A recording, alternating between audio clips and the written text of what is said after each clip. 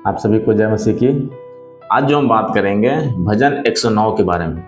भजन 109 इसे हम शपात्मक भजन के रूप में जानते हैं। शपात्मक भजन हम उसे कहते हैं जिसमें अक्सर भजनकार क्या करते हैं, वो अपने शत्रुओं के लिए या अपने ऊपर दोषियों के लिए या अपने निंदकों के लिए या जो भजनकार को परेशान किए हैं, उनके विरोध में बातें किए हैं, उनके ऊपर अक्सर भजनकार क्या करते हैं, एक ही बहुत ही गंभीर दंड की प्रार्थना करते हैं।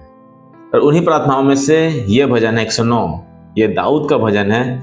दाऊद इस भजन को लिखता है और दाऊद इस भजन में अपने शत्रुओं के लिए या अपने निंदकों के लिए जो उसके विरोध में झूठी झूठी बातें कर रहे हैं, उनके विरोध में बहुत ही गंभीर प्रार्थना की मांग करता है। यदि आप प्लीज, अगर आपके पास टाइम हो तो उसे जरूर पढ़िए, भजन 109। और यदि आपने पढ़ा हो कि दाऊद ऐसी प्रार्थना कैसे कर सकता है, दाऊद इतनी कठोर प्रार्थना करता है। वो कहता है कि दुष्टों और कपटियों को प्रभु जी क्या करे, हमेशा हमेशा के लिए नाश कर दे। यदि आप भजन 109 के 7 पद से आगे देखेंगे, और दाऊद कहता है कि उसका न्याय हो तो वह दोषी ठहरे और उसकी प्रार्थना पाप गिने जाए। उसके आगे और गंभीर प्रार्थना करता है। वो कहता है कि उसका दिन थोड़े हो, जल्दी मर जाए। वो कहता है कि उसका पद कोई दूसरा छीन ले। 9 पद में कहता है कि उसके बच्चे पितरहीन हो जाए और कहता है कि उसकी पत्नी विधवा हो जाए, उसके बच्चे मारे मारे फिरे और भीख मांगे, उन्हें अपने घरों से उजड़ कर टुकड़े मांगना पड़े, महाजन छल से उसका सब कुछ ले लें और परदेशी उसके परिश्रम के फल को लूट लें। 12 पद कहता है उसके प्रति कोई करुणा दिखाने वाला ना रहे, न ही उसके पितरहीन बच्चों पर कोई अनुग्रहकारी हो। देख रहे कितनी गंभीर प्रार्थना की मांग है, कितनी कठोर प्रार्थना कर रहा है दाऊद। वो कह रहा है कि उसके शत्रु हमेशा हमेशा के लिए नाश हो जाए। इसको हम कैसे समझें? क्या हम ये समझे कि क्या बाइबल में लिखा हुआ है तो इसलिए क्या कर सकते हैं, हम भी ऐसी प्रार्थना कर सकते हैं? दाऊद कैसे ऐसे प्रार्थना कर सकता है? दाऊद इतनी कठोर प्रार्थना कैसे कर सकता? वो तो परमेश्वर को जानता, वो तो परमेश्वर का दास था, वो तो परमेश्वर की ओर से एक अभिषिक्त राजा था, तो वो कैसे इतना कठोर दंड की प्रार्थना की मांग कर सकता है? तो इसी बात को हम इस वीडियो में समझने का प्रयास करेंगे। अक्सर जब इस भजन को लोग पढ़ते हैं, वो लोग इसी बात से भ्रमित हो जाते हैं, कंफ्यूज हो जाते हैं या सोचने में मजबूर होते हैं कि इस खंड से हम क्या सीखते हैं। क्या हम भी ऐसी प्रार्थना करें? क्या हम भी ऐसी प्रार्थना कर सकते हैं अपने अपने विरोधियों के लिए? हम लोग यही सोचते हैं, क्या हम भी अपने पड़ोसी के लिए ऐसी प्रार्थना कर सकते हैं जो हमारे विरोध में बोलते हैं, जो क्रिश्चियन के अगेंस्ट में है, जो हमारे ऊपर झूठा आरोप लगाते हैं, जो हमारे विरोध में झूठी झूठी बातें करते हैं? तो हम भी कई बार टेम्प्टेड होते हैं, कई बार परीक्षा में पढ़ते हैं कि हम सही में क्या इनके लिए ऐसे प्रार्थना कर सकते हैं? क्या हम भी ऐसे कठोर प्रार्थना कर सकते हैं उनके बच्चे पितरहीन हो जाए, उसकी पत्नी विधवा हो जाए, उसके बच्चे मारे मारे फिरे, उसकी माँ का पाप मिटाया न जाए, उसका वंश नाश हो जाए, उस पर कोई करुणा दिखाने वाला ना हो, वो यहोवा के सम्मुख रहे कि यहोवा उसका क्या करे, हमेशा के लिए सर्वनाश कर दे? क्या हम भी ऐसी प्रार्थना कर सकते हैं? हाँ, मेरे साथ बने रहिए, हम इसी चीज को समझने का प्रयास करेंगे। अच्छा, इससे पहले कि हम इन बातों को देखें कि यहाँ पर क्यों दाऊद ऐसी प्रार्थना कर रहा है, एक मोटी मोटी बात, एक जो मेन बात इस भजन में देखते हैं, एक मुख्य बात जो हम इस भजन में देखते हैं, जो दाऊद हमसे ये कहने का प्रयास कर रहा है और परमेश्वर इस भजन के द्वारा हमसे ये कहने का प्रयास कर रहा है, वो यह है कि परमेश्वर क्या करता है? परमेश्वर निंदकों को दंड देता है। परमेश्वर निंदकों को दंड देता है और अपने लोगों को बचाता है। इसलिए हम क्या करेंगे?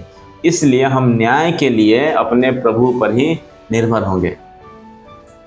क्या एक मुख्य बात क्या सीखते हैं हम इस पूरे भजन से, पूरे 109 से? अगर आपको 109 समझने में कठिन लग रहा है तो इस बात को समझ लीजिए, एक मोटी मोटी बात।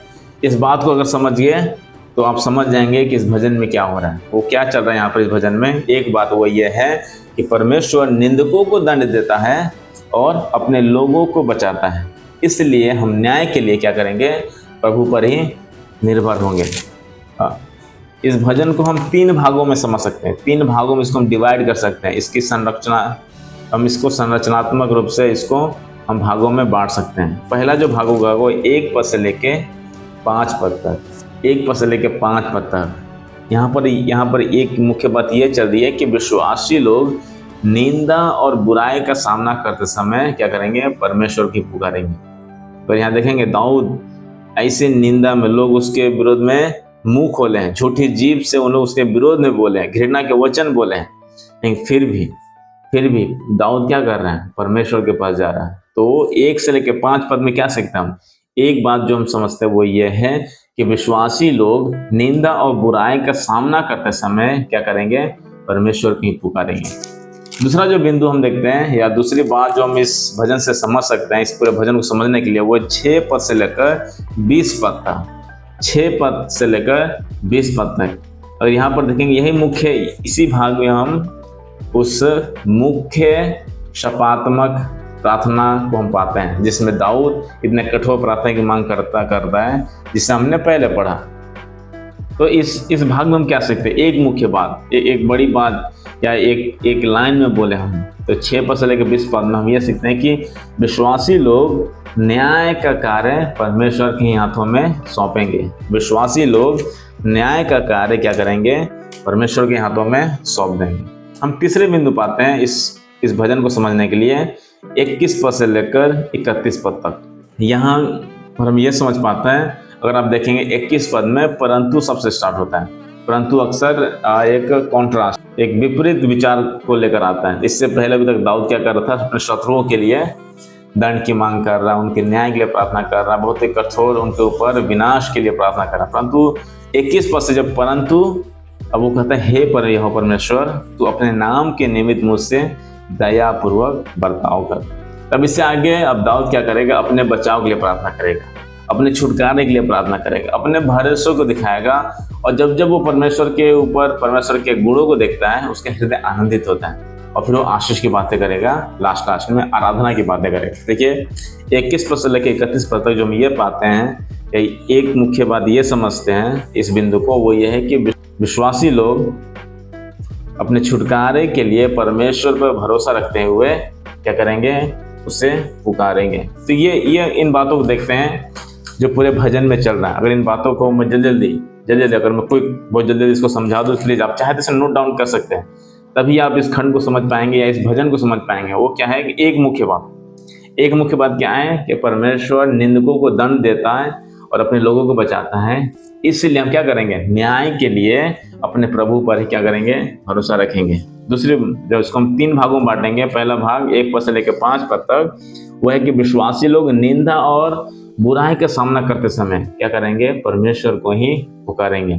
दूसरी बात 6 पद से लेकर 20 पद तक, वो ये है कि विश्वासी लोग न्याय का कार्य परमेश्वर के हाथों में सौंप देंगे। हम बदला नहीं लेंगे, परंतु हम न्याय के कार्य परमेश्वर के हाथों में सौंप देंगे।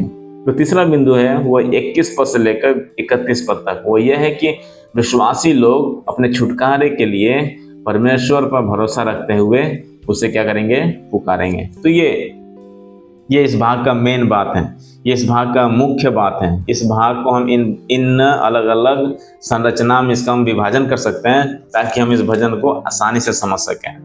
प्रश्न ये है कि दाऊद ऐसी प्रार्थना क्यों कर रहा है, क्यों दाऊद इतने कठोर प्रार्थना की मांग कर रहा है? क्या दाऊद विश्वासी नहीं है? हम सभी इस सोच से जा सकते हैं, दाऊद तो परमेश्वर का जन था, दाऊद तो वो तो राजा था, उसको किस चीज की जरूरत है? वो तो जिसको चाहे उसको नाश कर सकता था, उसके पास लोग थे, उसके पास पैसा था, may be, but more than that, उससे कहीं अधिक यहाँ पर ये जो शत्रु हैं, अगर आप इन शत्रुओं को देखेंगे, ये शत्रु बहुत ही घातक है।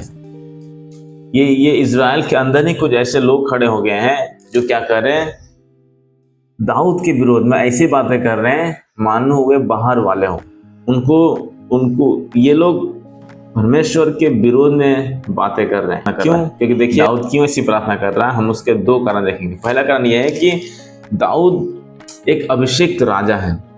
ये क्या है, दाऊद एक अभिषिक्त राजा जिसको परमेश्वर ने चुना है अपनी महिमा के लिए, अपने कार्य को पूरा करने के लिए, ताकि इजराइल की अगुवाई कर सके परमेश्वर की महिमा के लिए, और अपने प्रतिज्ञाओं को, अपने वाचाओं को उसके जीवन से क्या कर सके, पूरा कर सके। तो ये शत्रु लोग क्या कर रहे हैं, अब उस अभिषिक्त राजा के विरोध में क्या कर रहे हैं, बातें कर रहे हैं, उस अभिषिक्त राजा का अपमान कर रहे हैं। वो इस नियुक्त राजा का जो परमेश्वर की ओर से निर्धारित किया गया, उसका क्या कर रहे हुए, तो उसके विरोध में छोटी छोटी बातें कर रहे हैं, उसको भला बुरा कह रहे हैं और उसको नीचे दिखाने का प्रयास कर रहे हैं। तो इसीलिए हो सकता है दाऊद इसलिए प्रार्थना कर रहे हैं। क्यों? क्योंकि वो जब जब दाऊद का विरोध कर रहे हैं, एक अभिषिक्त राजा का, एक तरह से सीधा सीधा वो किसका विरोध कर रहे हैं? वो स्वयं परमेश्वर का विरोध कर रहे हैं, क्योंकि परमेश्वर ने उसे नियुक्त किया गया था और लोग परमेश्वर द्वारा नियुक्त राजा की क्या कर रहे हैं? बुराई कर रहे हैं, उसको गिराना चाह रहे हैं, उसका अपमान कर रहे हैं। इसीलिए दाऊद देख रहा है कि ये मेरे शत्रु नहीं है, पर मुझसे भी बढ़कर ये क्या है? ये परमेश्वर के शत्रु हैं, ये परमेश्वर के विरोध में बोल रहे हैं। इसीलिए दाऊद ऐसे प्रार्थना की मांग करता है। जो दूसरा कारण है दाऊद क्यों ऐसी प्रार्थना कर रहा है, वो यह है कि दाऊद परमेश्वर के राज्य में जो परमेश्वर ने उनसे वाचा बांधे थी और उस वाचा के आशीषों को भली भांति जानते हैं। यदि आपको याद होगा व्यवस्था की पुस्तकों में परमेश्वर ने स्पष्ट कहा था पुराने नियम में कि यदि तुम मेरी आज्ञाओं को मानोगे, यदि तुम मेरी वाचा के अनुसार चलोगे, तो क्या होगा? तुम्हारे जीवन में कोई कमी नहीं होगी, तुम आशीषित होगे, तुम्हारे पास भरपूरी होगी, तुम्हारे पास खाने को होंगे, तुम्हारे बच्चे फलेंगे फूलेंगे, आशीष होगी। परंतु यदि, ध्यान रखिए, अगर आप व्यवस्था विवरण 28 में जाएंगे, वहाँ स्पष्ट बताएगा कि यदि तुम विद्रोही जीवन जियोगे, यदि तुम परमेश्वर की आज्ञा का पालन नहीं करोगे, यदि तुम क्या करोगे? तुम परमेश्वर के विरोध में जीवन जियोगे, क्या होगा? तो क्या होगा? तुम्हारे ऊपर विपत्ति आएगी, तुम्हारे ऊपर मरी आएंगी, महामारी आएंगी, तुम्हारे फसलें नाश हो जाएंगी, उनको कीड़े खा जाएंगे, तुम तलवार से मारे जाओगे, तुम्हारे बच्चे भूखे मरेंगे, अब तुमको कोई गुलाम बना के ले जाएगा, है ना। तो परमेश्वर ने ऑलरेडी स्वतः पहले से ही क्या किया था? पुराने नियम में अपने वाचा के अंदर बता दिया था, तुम ऐसा करोगे तो ऐसा होगा, ऐसा नहीं करोगे तो ये होगा। और दाऊद क्या कर रहा है? उन्हीं वाचाओं को ध्यान में रखते हुए, उसको पता है परमेश्वर ने वाचा बांधा था, और उन्हीं वाचाओं को ध्यान में रखते हुए प्रार्थना कर, प्रभु जी, ये कोई नई बात मैं नहीं बोल रहा हूँ, आपने प्रतिज्ञा किया था कि जो आपके वाचा के अनुसार जीवन नहीं जिएगा उसको आप क्या करेंगे? उसको नाश करेंगे, आप उसको दंड देंगे। और दाऊद इसीलिए ऐसी प्रार्थना कर रहा है। ये दो मुख्य कारण है जिसके आधार पर हम समझ सकते हैं कि दाऊद ऐसे कठोर प्रार्थना की मांग करता है, वो ऐसे शपात्मक प्रार्थना करता है। तो फिर से, तो ये तो दाऊद के लिए था। हम तो पुराने वाचा में नहीं आते हैं, हम तो दाऊद की संतान नहीं है, तो हमारे ऊपर यह भजन कैसे लागू होता है? अभी हमने देखा था बहुत पहले शुरुआत में, यह भजन हम पर कैसे लागू था। तो हम इस भजन से क्या सीखते हैं? ये हमसे कैसे बातें करती है? हमने सीखा था हम लोग क्या करेंगे जब लोग हमारे विरोध में बात करेंगे, जब हमारी निंदा करेंगे, हम क्या करेंगे? हम परमेश्वर के पास ही जाएंगे, हम परमेश्वर से ही पुकारेंगे।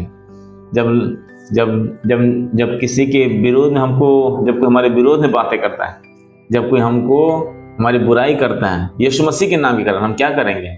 हम न्याय का कार्य, हम खुद बदला नहीं लेंगे, हम न्याय का कार्य क्या करेंगे? परमेश्वर के हाथों में सौंप देंगे। और हम क्या करेंगे? अपने छुटकारे के लिए, हम अपने ऊपर अनुग्रह के लिए क्या करेंगे? अपने परमेश्वर पर भरोसा रखते हुए उसी को पुकारेंगे। इस वजह से हम यह सीखते हैं। लेकिन फिर भी हम ये कह सकते हैं, हम तो दाऊद के भजन नहीं है, हम तो दाऊद की प्रजा नहीं है, हम तो दाऊद की संतान नहीं है, परंतु हम कौन हैं? हम तो दाऊद की संतान यीशु मसीह की प्रजा है, हम उसके लोग हैं, हम यीशु मसीह के लोग हैं। तो इसीलिए ये भजन क्या होता है? संपूर्णतः किस में पूरा होता है? यीशु मसीह में। क्योंकि दाऊद क्या है? दाऊद क्या तो एक प्रति छाया है यीशु मसीह का। तो वो ये सारी बातें एक महान दाऊद जो यीशु मसीह है, जो दाऊद के वंश से प्रतिज्ञात राजा यीशु मसीह है, उस यीशु मसीह में भजन पूरा होता है। इसीलिए इससे पहले कि हम इस भजन को सीधा अपने जीवन में लागू करें और हम भी ऐसे प्रार्थना कर सकते हैं, हमको ध्यान रखना पड़ेगा हम यीशु मसीह की प्रजा। और जब हम नई वाचा के अंतर्गत आते हैं तो हम क्या पाते हैं? यीशु मसीह के साथ क्या हुआ? इस दाऊद से भी बढ़कर उसने हमारे लिए विरोध का सामना किया। उसने हमारे लिए, यीशु मसीह ने हमारे विरोध में क्या किया? गालियाँ सही। फरीसी, याजक, रोमी, यहूदी, जितने लोग थे उस समय, जो अगुए थे रोम के, जो अगुए थे जो यहूदा के, इज़राइल के, सब परमेश्वर के विरोध में बातें कर रहे थे।